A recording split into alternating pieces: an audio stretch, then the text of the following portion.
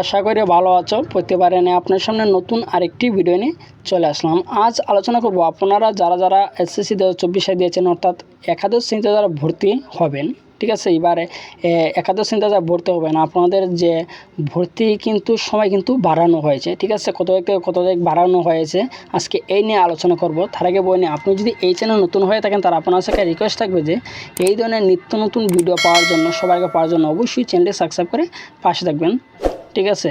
আমরা সরাসরি সে ভিডিওতে চলে যাই। আপনার যে একাদশ শ্রেণীর যে ভর্তিটা, সে ভর্তিটা কিন্তু অর্থাৎ 15 তারিখ থেকে শুরু হয়েছে। 25 তারিখের ভিতরে কিন্তু ভর্তিটা ছিল, ঠিক আছে।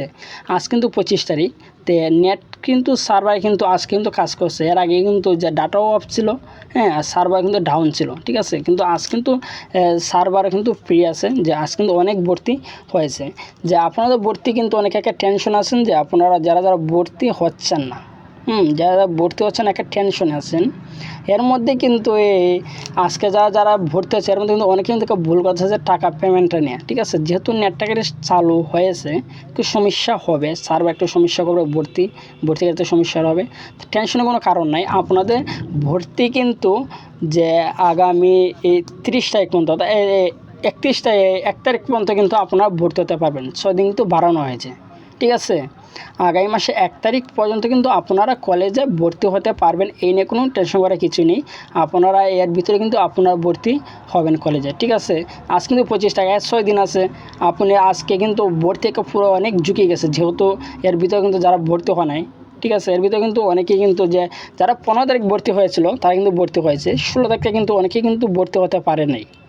অনেক পরীক্ষার্থী কিন্তু প্রায় অনেক পরীক্ষার্থী কিন্তু যে ভর্তি হতে পারে না, তারা কিন্তু আজ কিন্তু ভর্তির ঝুঁকি গেছে, ঠিক আছে। যেহেতু সবাই একসাথে অনলাইনে সার্ভারকে সমস্যা করছে, তারপর আমি অত টেনশন নেওয়ার কিছু নেই। যেহেতু আপনার যে 6 দিন আছে আটো টাইম, এই 6 দিনের ভিতরে আপনি সময় করে ভর্তি হয়ে নেবেন, ঠিক আছে।